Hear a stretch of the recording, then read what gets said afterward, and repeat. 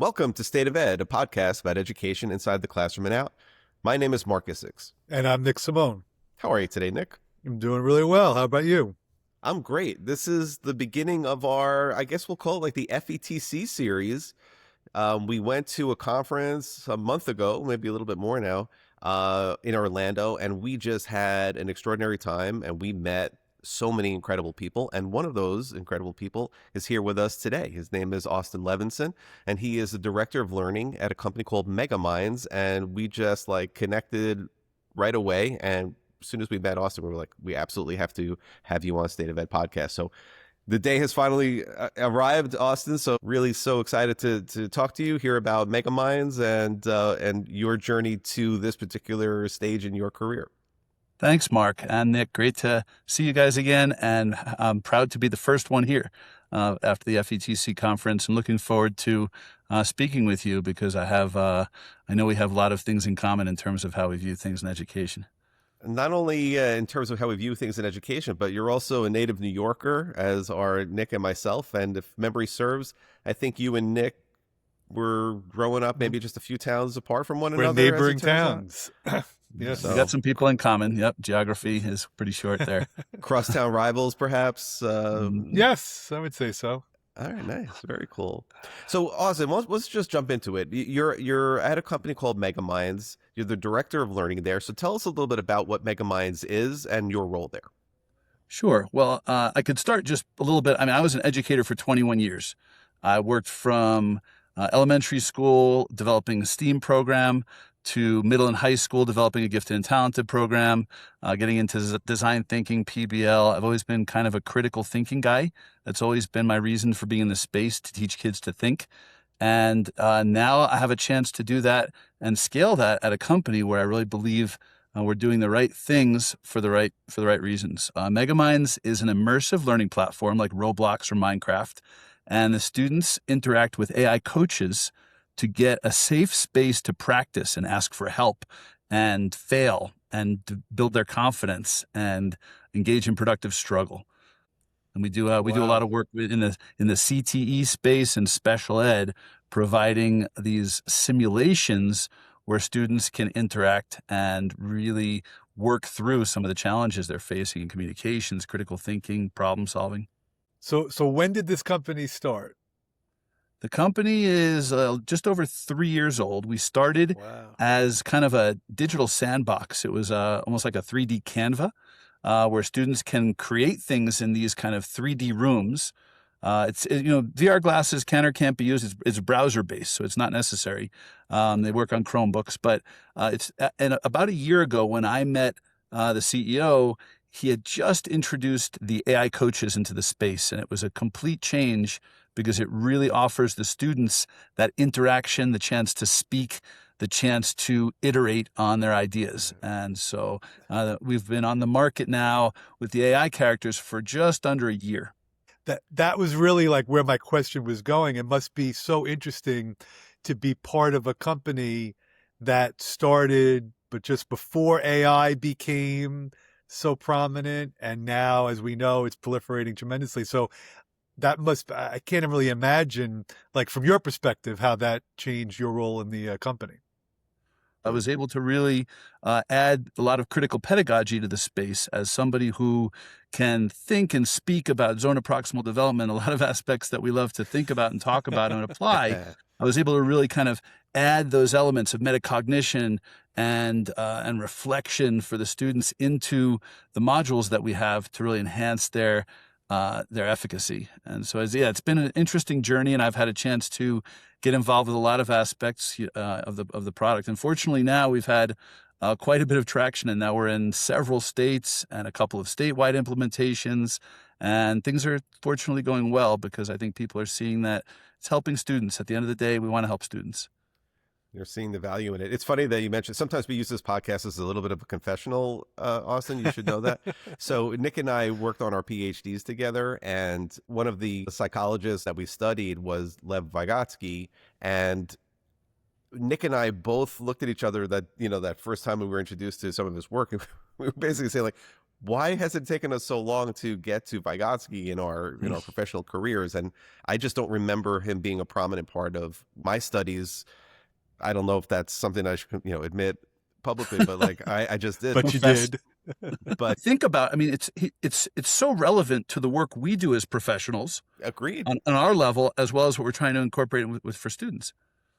Yeah, well, we're laughing, Austin, because out of all the theorists that we did learn, he's the only one that we actually really bought into Right. more than any other. And we felt foolish that we had never remembered him from undergrad. So the fact that you reference him, you're going way to the top of the guest list. I mean, I don't know what, Yes. what more. Yes, you could drop It the just takes mic a right Lev there. Vygotsky reference, and then you're golden But here.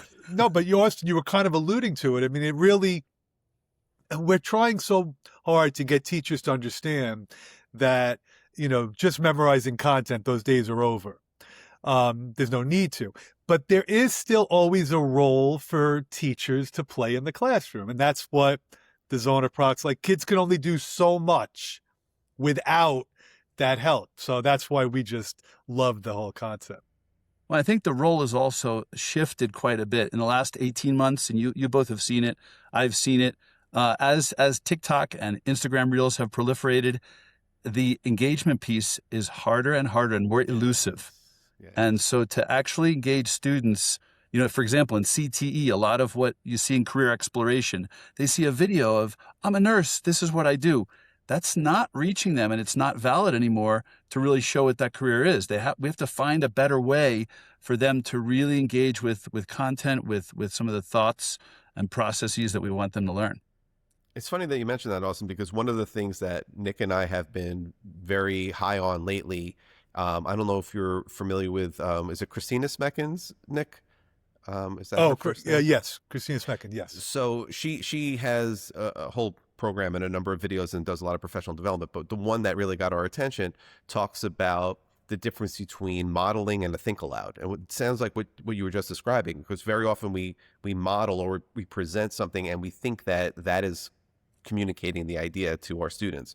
But really what we're talking about, a think aloud, is a whole different level of cognition, a whole different level of analysis and understanding of a particular thing, a concept, an idea, a profession, whatever it may be. And she so brilliantly in this very short video, like, really marks the distinction between the model and the think aloud. And it really got us reflecting. And we've been talking, I mean, once Nick and I kind of hopped up on an idea, it's kind of dangerous. I feel bad for the people in our school because like we just shouted from all the rooftops, but like something like that can really just in a moment inform your practice and take you just to that next step, that next level as you're, continuing your evolution. Everyone's a work in progress. At least that's what we believe. So it sounds like it's very much kind of aligned with your philosophy and a little bit about what Megaminds does. Well, it makes me think about as well, really the importance. I mean, if we're trying to promote curiosity, lifelong learning, getting messy and taking risks, we need to model that. And that's not going to come. We really need to do a think aloud. It's not going to come just by showing something. It's going to come by saying, you know what, I don't really know what to do here, to your students, to your staff. And having the courage to do that is going to show them that we are in a growth mindset as well, which is, again, easier said than done for some people. But I think it's so relevant. And it's, in my opinion, that's one of the biggest distinctions between the modeling and the think aloud, because it's going to incorporate those elements of getting messy. We need to get messy. We're getting into a world that's completely different, with AI as a big part of our, both in our professional lives, but also obviously education. So Austin, who would like the target audience be for Megaminds? Is it geared towards K through 12? I know obviously you said CTE is a big part of this, but do you have a specific target audience?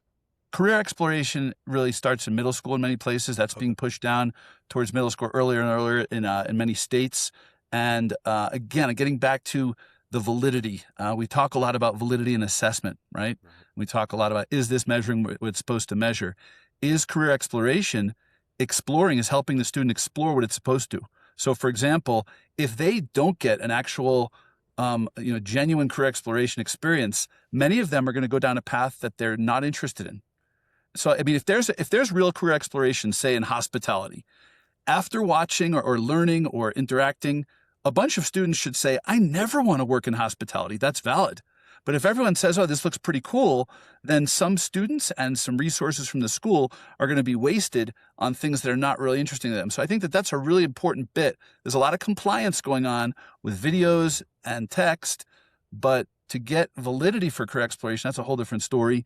So that's one piece. Then the simulations that kind of follow from that in CTE are often, late middle school into high school. And then the other piece that we really are deep into is special education. We work with District 75 in New York City, and we help their transitional students really learn a lot of life skills, social skills. And then I think for the transitional students and in the CTE space, a lot of workforce readiness skills, things that used to be called soft skills, and I think everyone in this room probably calls them essential skills now. And things like a job interview and being resourceful and efficacy and note-taking and things that are going to be cross-cutting across a lot of different careers and a lot of different environments. Those are a few different areas that we work. So I'd say middle and high school are the sweet spots. You mentioned compliance. This is something that Nick and I talk about all the time. It feels like schools have been and remain in many ways optimized for compliance rather than capability. In your assessment, like what is the cost to students over the long term? Well, I'm going to start by referencing Paul Matthews' work. He's a really interesting guy from England who has a book that he wrote about the purpose of school. In his introduction, he said, the purpose of school, unfortunately, right now, for many stakeholders, is to produce work. And the purpose of school, as I know we see it, is very different. It's to produce people that are curious, that are going to be contributing members of society. So that's, I think one piece. The second piece, I completely forgot the first question. The questions. You can stop right there because that was so good. We could just build off of that. How is this a recent book or an older book? It's a free book. I'll be happy to share the resource with you. Okay. I'd love to hear that resource as well that we're going to share between Modeling and Think Aloud. But it's a free resource. I can send it to you by email. But I have referenced the introduction many times. Wow. I think it's a really important frame for a lot of the work that we're doing. And I think the other piece is Dan Fitzpatrick's seminal work, Infinite Education, which you're probably familiar with. The introduction talks about how there's really been a shift from the industrial age into now the age where somebody in the corner of a Starbucks can start an enterprise. And right. We need to be preparing students for that, not for the content that a lot of the compliance and a lot of the curriculum is based around. So you're really talking about adaptability, right? We're talking about 100%. We're talking about creating programs and creating schools that are producing adaptable students. So in your experience and in your opinion, like what does adaptability actually look like in practice? Like how do you teach something that's inherently unpredictable? Shifting sands. How do you teach that? Well, I think that there's several ways. I think that the Think Aloud is part of it, but I believe that within, for example, let's take a few examples. In project-based learning, you could add a little kicker to it. And so you could add a constraint, or you could push students out of their comfort zone. So let's take an example. There's a project and they have a choice of products. What are students going to gravitate towards right now? It's going to be a Google slide deck or Canva. I'd say probably 95%, at least from my teaching experiences. If we can kind of push and prod and coax them and really model, or maybe you could say think aloud, that, I'm going to do this project as well, and I'm going to try something I've never done. And I did this recently. I did a physical map with some QR codes that led to a travel log, and it was the idea was to dig into a country, but really go deep into some of the folklore and other aspects. And so I did something I'd never done before. I'm not a good illustrator. I drew the map, and it wasn't very good. I'd never used the QR codes that printed out for something like that, so I modeled that, and I tried to get them out of their comfort zone and off the starting block. You know what? How about a podcast? I'll work on it with you. We can brainstorm together. How about instead of a Canva deck, what about if you did something that was a physical product, a physical model? So that's one piece. Another piece about adaptability, and this is something that is, in my opinion, the unspoken future skill is photography and videography. Mm-hmm. And so right now in the world, it's obviously becoming more and more important as many people producing content, and we're trying to make presentations. Let's say we take a picture and we don't like it. When we learned photography, at least I can say from when I learned photography, we developed film, and then we had to wait for it, and then we had to kind of go into it. and kind of revise it from there. Right now, we can evolve the photo as we go. So we've learned about shot composition, we've learned about lighting, and we took this shot. You know what? I want to show something different to my audience. So in each case, we have to adapt to a circumstance, to the audience. Maybe the weather conditions change and there's no longer a shadow that we were using. And so there's a lot of adaptability in that piece that I think is one way to teach it. And that's easily applicable into pretty much any project that we're doing. And the student intrinsic motivation is out the roof. So just a couple of examples. Innovation in and of itself has adaptability built in. And so if you introduce a new tool, we spoke about this right before we started to record. I did my first Pekka Kucha, right? And it was a new presentation format for me, and I wasn't too keen on it before I did it. And you know what? I learned a lot through that process. So it's also showing the students that we're trying new things and willing to take risks and fail and reflect upon it. For folks who don't know what a Pekka Kucha is, can you explain it? It's a presentation format where you have 20 slides, 20 seconds each. The total is 6 minutes, 40 seconds, and the slides advance automatically. So you have to be well prepared. You have to be fairly well synchronized. The reason I wasn't keen on it is because I like to interact with the audience and get their feedback and incorporate that into what we're speaking about. In this case, it was me and Eric, the CEO of Megaminds, talking to the audience, and it was one directional. So I wasn't keen on that, but we practiced it more. We had to internalize the ideas more so we could ad-lib. There was quite a bit more, I'd say, deeper learning about the subject matter. And then there was some Q&A afterwards. That's what Pekka Kucha is. So the constraints forced you to flex a different muscle cognitively, which is what gave the exercise its value. Which is key for many aspects of adaptability between projects, presentations, different aspects of learning completely. That's great. We talk to teachers about leaving their comfort zone as well. It's not just, for students. Teachers have to be more comfortable taking risks in the classroom, especially. And administrators. And administrators, yes. Yeah, so up the line, for a teacher to take more risks, maybe the administrator needs to show them that they're willing to take a risk. Absolutely. And that's where it has to start. Because a teacher will not, unless they are the bravest person on the planet, take an unnecessary risk because they can only suffer. They could be criticized by their peers. Only they can backfire. fail. Yep.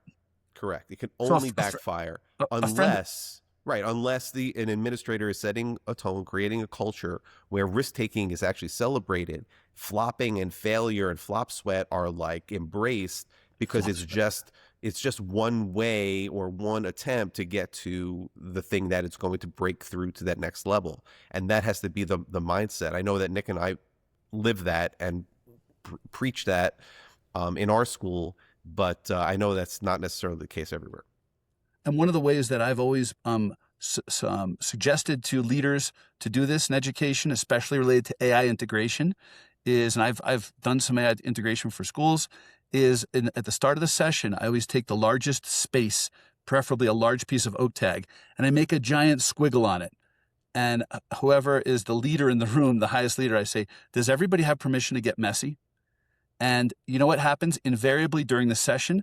And then that gets hung up in the teacher's lounge. Invariably over the course of the following weeks, people walk over to it and reference, you know what? You're saying you don't want to try it. Remember, we have permission to get messy. And that visual, it's one thing to say it. The visual is a very potent way to get people off the starting block.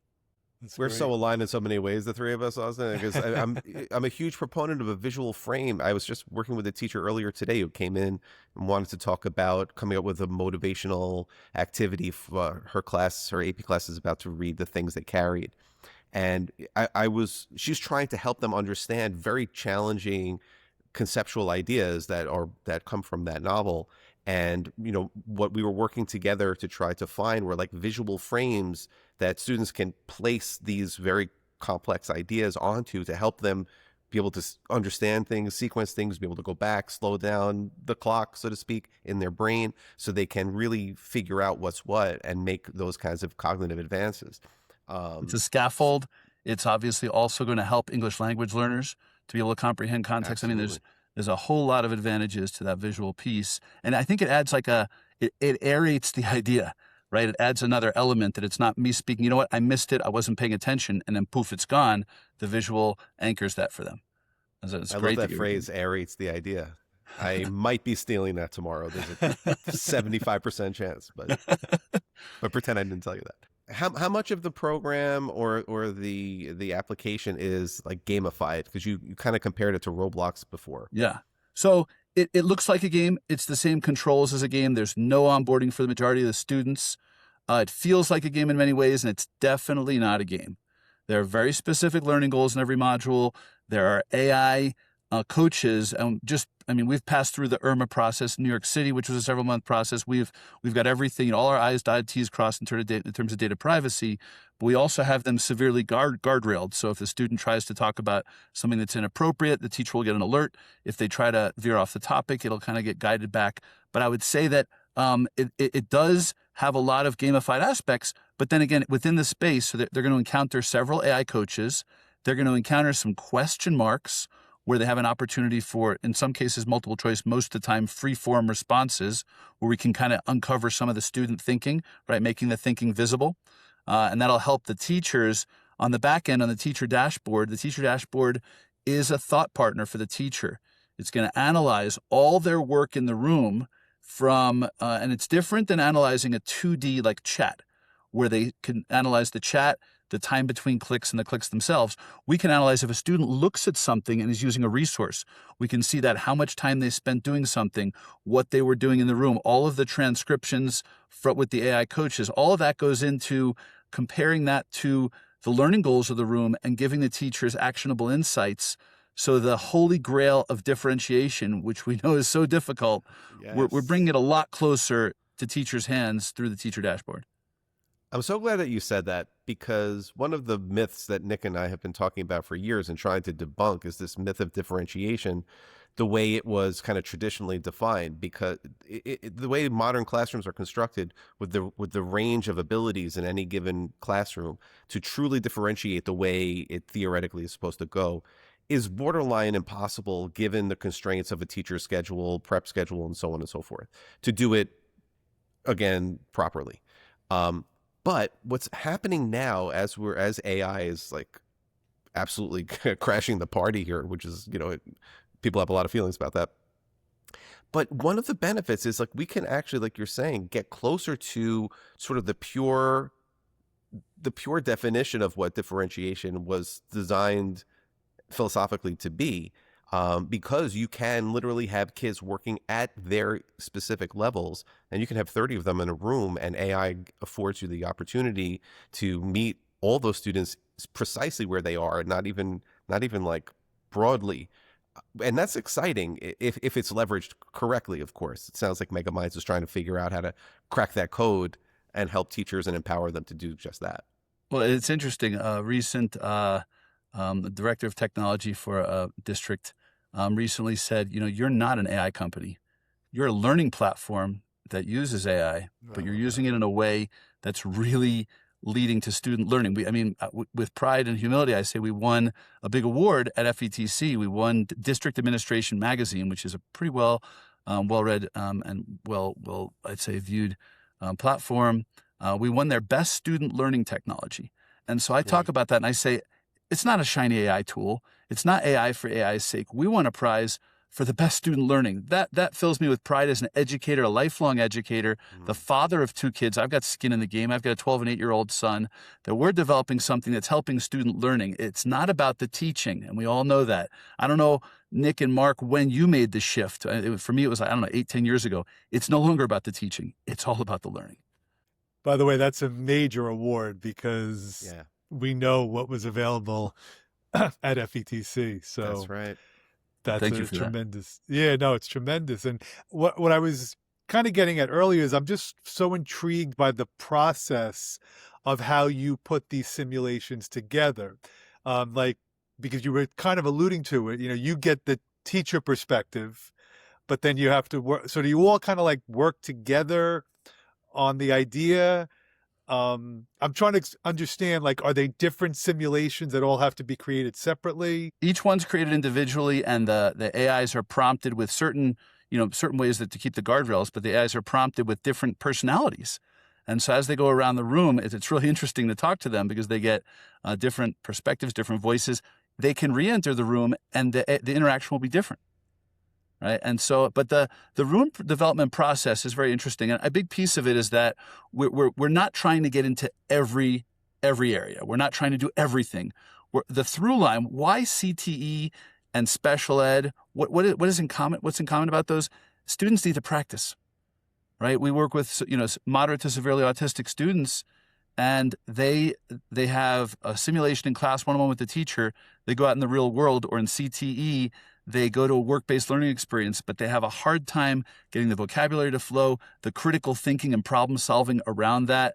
And I think some of the tension, Nick. So like, in a hospital, it's intense. A nurse's job is very intense.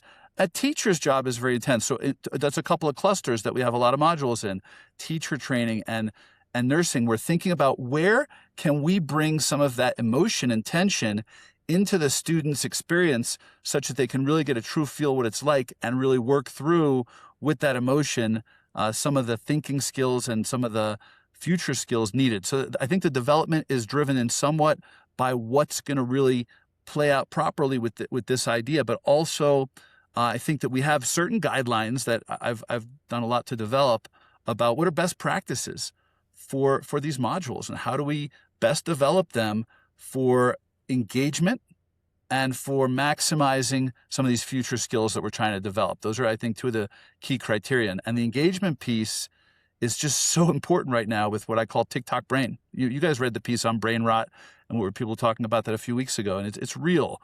And to get to students who are getting 173 30-second videos in a day, how do you reach them now? That's the essence of a 1 hour lesson yeah. that starts very slow and boring, and that just grabs them, and then they stay with you for 60 minutes. That's and they can flip through a slide deck, and they can watch a video, but they have student agency because they can click play on the video. I mean, what is student agency, right? And how does that relate to this? Student agency now, I think that we have to kind of up the game. And in our case, a student is physically moving around the space. They're determining where to go.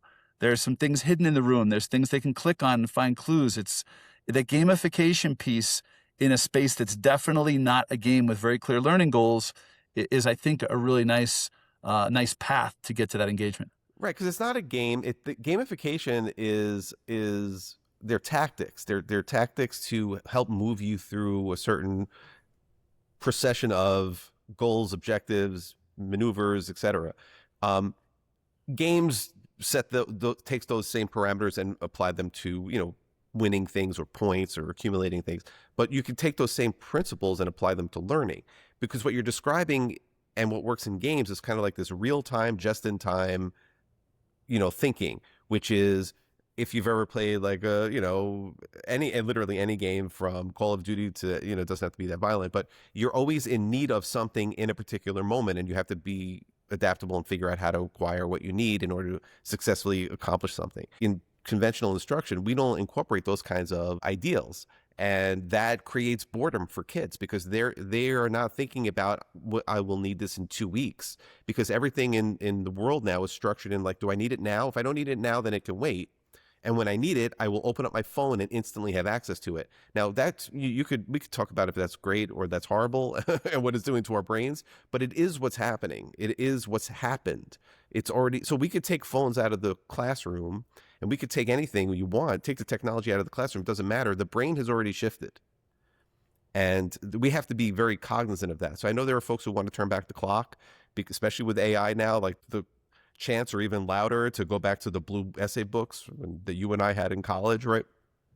As if that's going to stop the tide, but it doesn't. So like you said, like using AI, using technology as a learning partner is the most effective strategy, in my opinion, to leverage the technology is going to help our students, not just with us teaching, but with them learning, which is a distinction that you made just a few minutes ago. So I fully appreciate that. And not all screen time is created equal. I mean, how are most of our students using their phones? They're on Snapchat.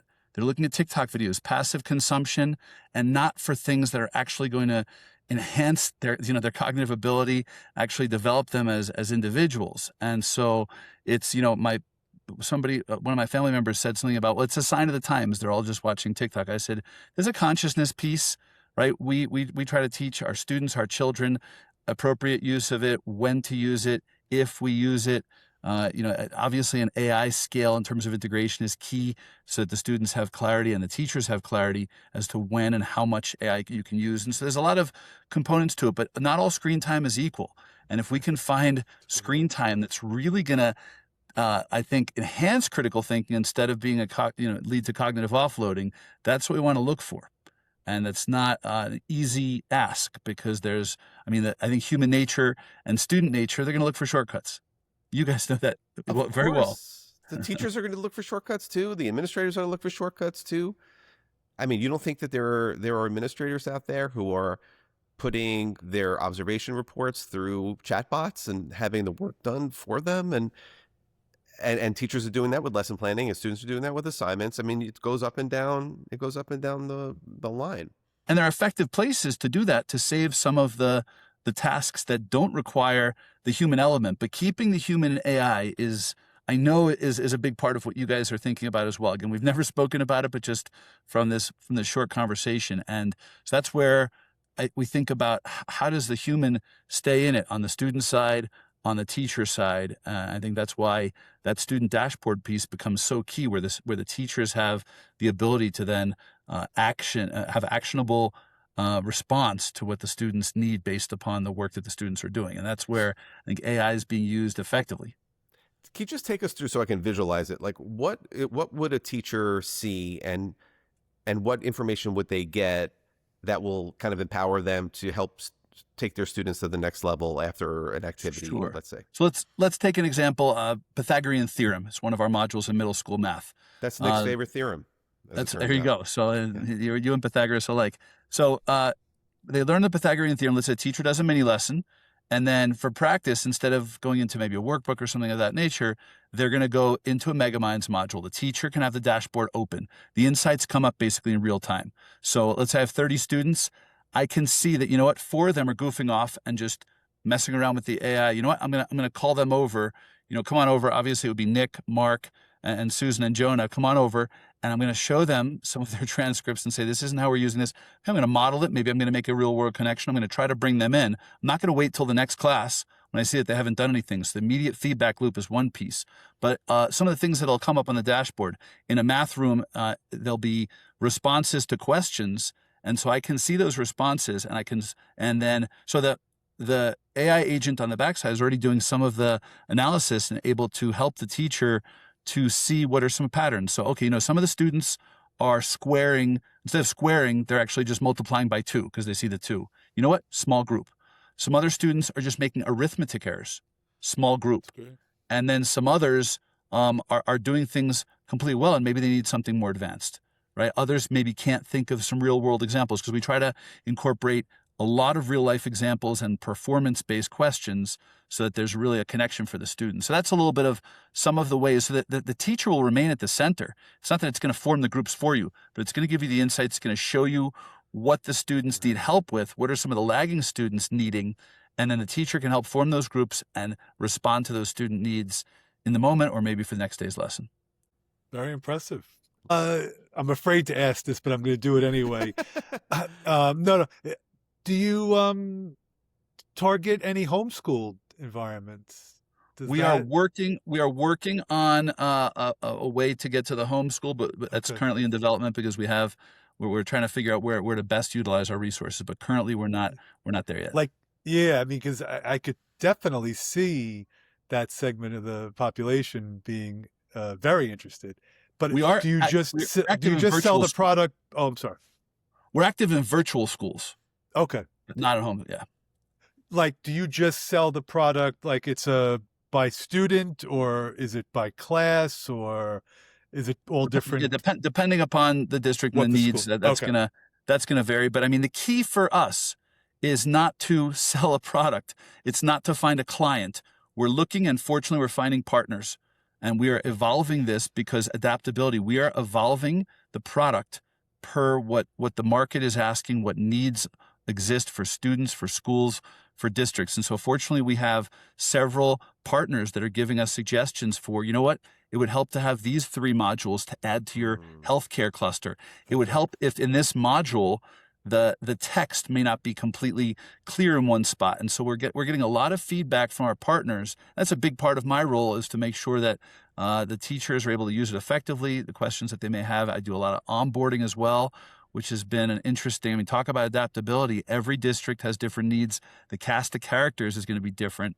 And so that's been a great challenge. But the partnerships that we have, we cherish very much, because they're really helping us to help meet all the students' needs at the end of the day.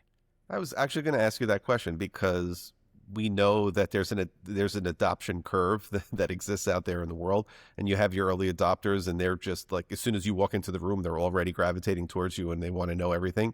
And then you have folks who are like, a little bit curious, but they'll still stay in their seats. And then you have the folks in the back of the room who are arms crossed and doing a crossword puzzle in their newspaper, and looking up occasionally, like Stanley from The Office.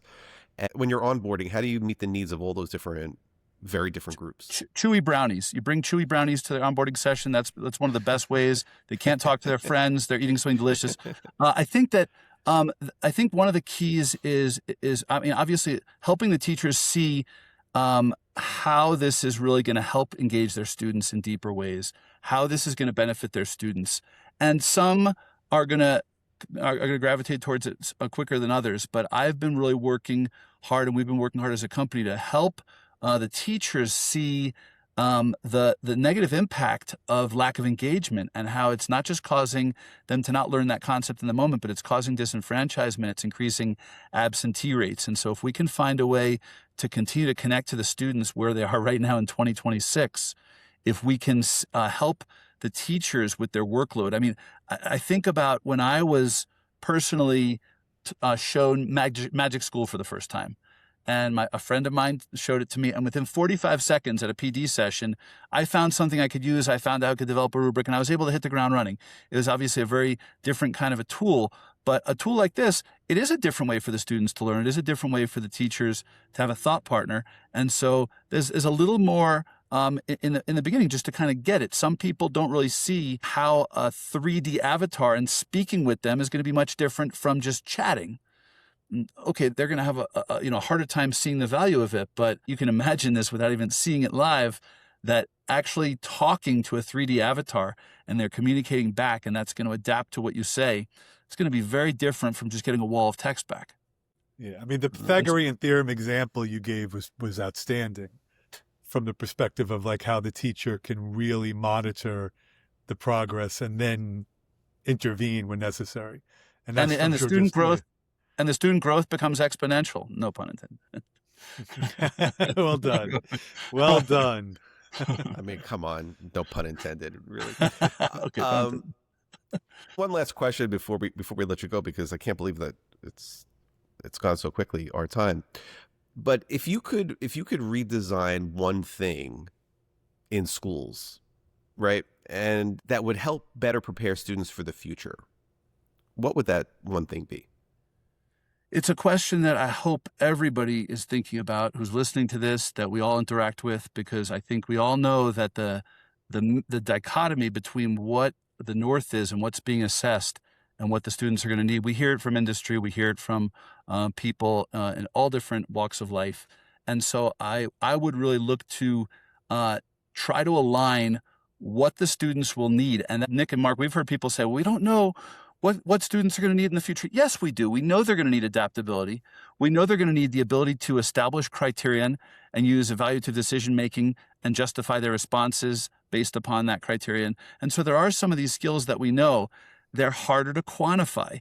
And so I think that shying away from what's hard to quantify and just going for the easy things to test in the format of testing, and changing what's being measured, which is kind of a dual, and there's a lot to unpack within that. And I know how challenging that is, but taking steps towards that would be what I would do. I wouldn't say redesign, but I would say have that as, a big part of the portrait of a school, the portrait of our goal and our reason for being in this space, and take steps to move towards that, celebrate the people that are taking steps and taking risks to do so on all different fronts, all different stakeholders, and really trying to move that needle, because I think it's a tough challenge. Great answer. How does that resonate with what you guys are trying to do as educational leaders? Like if it's a Venn diagram, it's just a circle, basically, I think. Would you agree with that, Nick? Uh, sure. Well, I mean, I hope based upon that response and what, just from the beginning of our connection here, Mark and Nick, I hope we have a chance to continue this, because I know I can learn a lot from you too, and I'd love to be able to continue to banter, and just coming from different sides, you being within a school, me coming from a school and now being in ed tech, we can really collaborate and learn with each other, learn from each other's experiences to develop things that are better for all the students. Yeah, it's gonna. In order for us as educators to be successful in this new era, we're gonna have to collaborate better and more effectively than we've ever done before. And that's the lines between technology and education are blurred to the point where we don't know where one begins and the other ends anymore. And that's, again, we could debate whether that's good or bad, but it is what it is. And so But let's embrace it. Yeah, but not seeing as an us versus them, but right. that we can really work together as partners, because we are facing the same direction. We are trying to do things for the student interest. I mean, that's one of the reasons why I share with people very readily that the CEO and I, we have children, 8, 11, 12 years old. We have a lot of skin in the game here. This is not just us trying to pitch a product. It's about really Right. doing things that are best for what our children are going to need as well. And so But that's very refreshing, Austin. But also, let's not sugarcoat. For a very long time, the last 2 decades, the marriage between technology and education hasn't always been so pure, right? I mean, there's been a lot of technologist greed, I'll call it, and they're allowed to make their money. I'm not begrudging that, but it's been at the detriment, or to the detriment, of our kids. I mean, when social media was introduced, we very easily could have put, not from federal, but from within, regulations, strong regulations, preventing kids from having access to it the way that they do. And they could still tomorrow do it if they wanted to, but they don't want to, because it is so damn profitable for them. And it is the milk, that just, it's mother's milk to them. And they won't stop because of that. They should have, because they have done tremendous damage. So while your company and others like it are really trying with, earnestly to help push the boundaries of education, teaching, and learning forward, which we completely support and are very much behind, it's also tough because we have a little bit of a bitter taste in our mouth because of this. And I could just speak from a few hours ago when I was in my building. I spent hours going through messages and DMs and everything of kids treating each other poorly and saying terrible things, and that's a part of a school administrator's day in this country and in this world all the time, and it has detracted so much. I apologize to go on a little tirade here, but no, it's so I'm all for like moving forward together, off into the sunset. It's gonna be a beautiful relationship like Casablanca, and I'm cool with that. But at the same time, I also want to call out what is also the truth, which is that it hasn't been that way with technology companies all the time thus far in the last an 25 years. educational leader I saw at the conference I attended last week, who works at the state level. He said, "There's a lot of hucksters in this space." Right. His exact words.